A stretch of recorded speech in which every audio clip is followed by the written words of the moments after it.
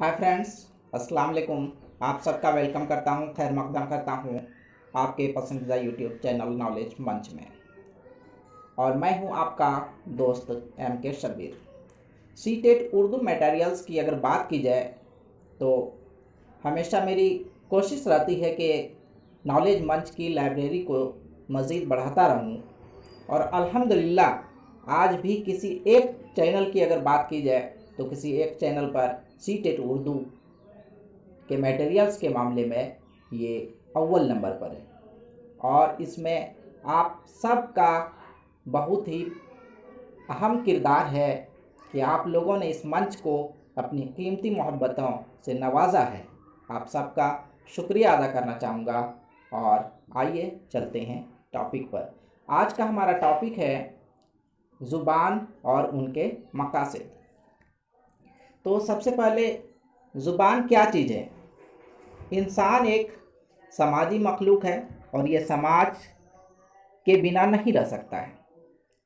अरस्तु का भी इसी तरह का ख्याल था। इंसान की बहुत सारी ज़रूरियात होती है और उसकी तकमील भी वह समाज ही से करता है, लेकिन इस पूरे अमल के लिए उसे राब्ते की ज़रूरत होती है। ज़ुबान ही वह ज़रिया है जिससे एक इंसान दूसरे इंसान से राब्ता कायम कर पाता है और अपने ख़यालात, एहसासात, जज्बात और ज़रूरियात को दूसरों पर ज़ाहिर कर पाता है। इस दुनिया में मुख्तलिफ़ किस्म के मखलूक़ात हैं। दूसरी मखलूक़ात की तरह इंसान भी एक मखलूक है, लेकिन इंसान अशरफुल मखलूक़ात है। इसकी कद्र व कीमत सबसे अलग है और सबसे ज़्यादा भी है, क्योंकि इंसान ही वह मखलूक है जो अपने दिमाग का सबसे बेहतर और सबसे ज़्यादा इस्तेमाल करता है। इसके इस्तेमाल से इसने नए नए उलूम व फ़नून को हासिल किया है और वक्त दर वक्त तरक्की की राह पर गामज़न है। अपने ज़हनी क़ुव्वत के दम पर चाँद पर जा पहुँचा। इंसान ने अपने वजूद की बिका के लिए बहुत सारी चीज़ें इख्तरा और ईजाद की है। बाज़ चीज़ें ज़रूरियात के तहत और बाज़ चीज़ें अज़ खुद कुदरती तौर पर ज़हूर हुई। ज़ुबान भी उनमें से एक है। आज पूरी दुनिया में हज़ारों ज़ुबानें बोली जाती है। कुछ ज़ुबानें किसी ख़ास इलाके तक, तो कुछ ज़ुबानें जो है बिन अक़वामी सतह पर राइज है। पहले इंसान अकेला रहता था, लेकिन जब ख़ानदान वजूद में आया तो उसे एक दूसरे से राब्ते की ज़रूरत महसूस हुई ताकि अपने ज़रूरियात की तकमील कर सके, और इसी ज़रूरत के तहत ज़ुबान की बुनियाद पड़ी। इस तरह जब गिरोह और कबीला वजूद में आए तो उसके इस्तेमाल में तोसी होती चली गई। पहले पहल इंसान एक दूसरे के साथ हरकत, सिकनात और इशारात से काम लेने लगा। फिर इन इलामात ने तरक्की कर बोली, हरूफ, लफ्ज़ों और जुमलों की शक्लें इख्तियार कर ली और ज़ुबान का लग। ज़बान को हेनरी स्वीट, एक इंग्लिश लैंग्वेज स्कॉलर है, देखते हैं किस तरह से डिफ़ाइन किया है इन्होंने।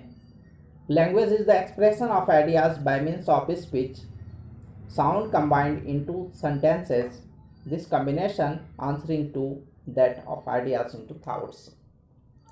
लैंग्वेज क्या है? अपने जज्बात को, एहसासात को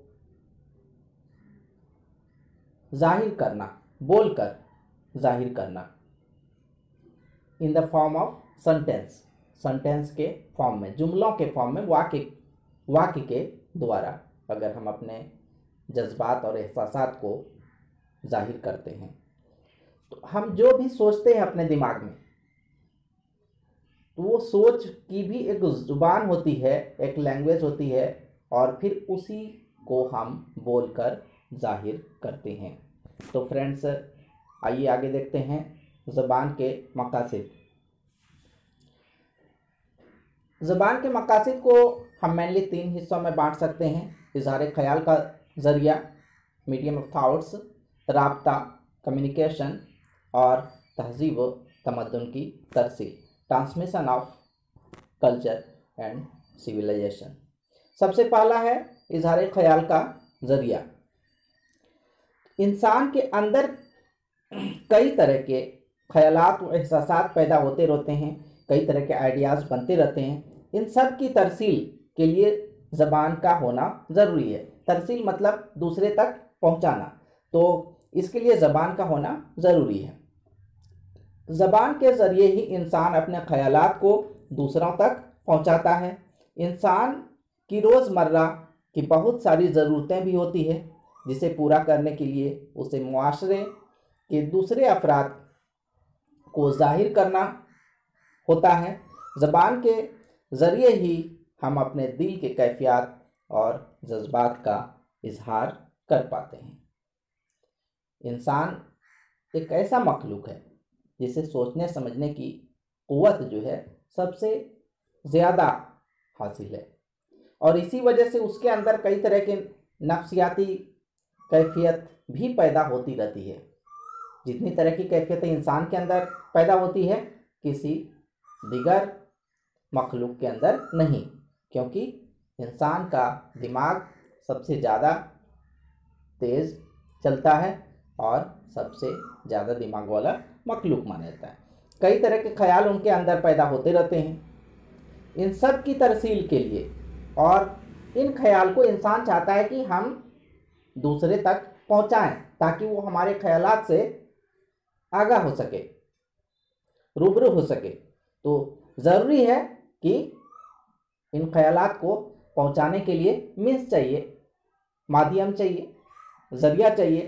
तो ये ज़रिया ही क्या है? ज़ुबान है। इंसान की रोज़मर्रा की अपनी बहुत सारी ज़रूरतें हैं, और इसको पूरा कहाँ से करता है? वो मुआशरे से ही करता है, और इसको पूरा करने के लिए भी ज़रूरी है कि हम उसे उन तक पहुँचाएँ, उसको बोलकर बताएं कि ये चीज़ मुझे ज़रूरत है, अपने दिल की कैफियत और जज्बात का इजहार कर पाएँ। नेक्स्ट है राब्ता। राब्ता मतलब कि एक दूसरे से ताल्लुकात कायम करना। इस चैप्टर के शुरुआत में ही हम लोग इस पर बहस भी कर चुके हैं कि इंसान पहले अकेला ही रहता था, और जिससे उन्हें मज़ीद दुश्वारियों का सामना करना पड़ता था, बहुत सारे मुश्किलात पेश आते थे। जाहिर सी बात है, अकेले रहने पर फिर अपनी ज़रूरियात को पूरी करने के लिए ख़ानदान, गिरोह और कबीले की शक्ल में रहने लगा, और अपनी ज़रूरियात को पूरा करने के लिए एक दूसरे से राब्ता कायम करने की ज़रूरत महसूस हुई, और इसी अमल ने रफ्ता रफ्ता ज़बान की शक्ल इख्तियार कर ली। अगर हम लोग खुद देखें तो खुद भी इस चीज़ को फील कर सकते हैं, महसूस कर सकते हैं कि रोज़मर्रा की चीज़ों और खाने पीने की अशिया से लेकर उलूम फ़नून को हासिल करने, चाहे वो डेली नीड्स की चीज़ें हो या फिर एजुकेशन हो, आर्ट्स हो, कुछ भी हो, तो उसे हासिल करने तक हमें एक दूसरे से राब्ते की ज़रूरत होती है। हम एक दूसरे से ताल्लुक़ कायम करते हैं।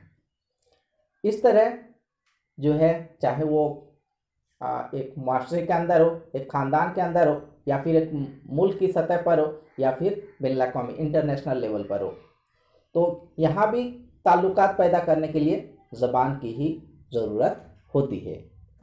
नेक्स्ट पॉइंट है, लास्ट पॉइंट है, तहज़ीब व तमद्दन की तरसील। इंसानी मुआशरे ने आगाज़ से आज तक जो मंजिल तय किए हैं,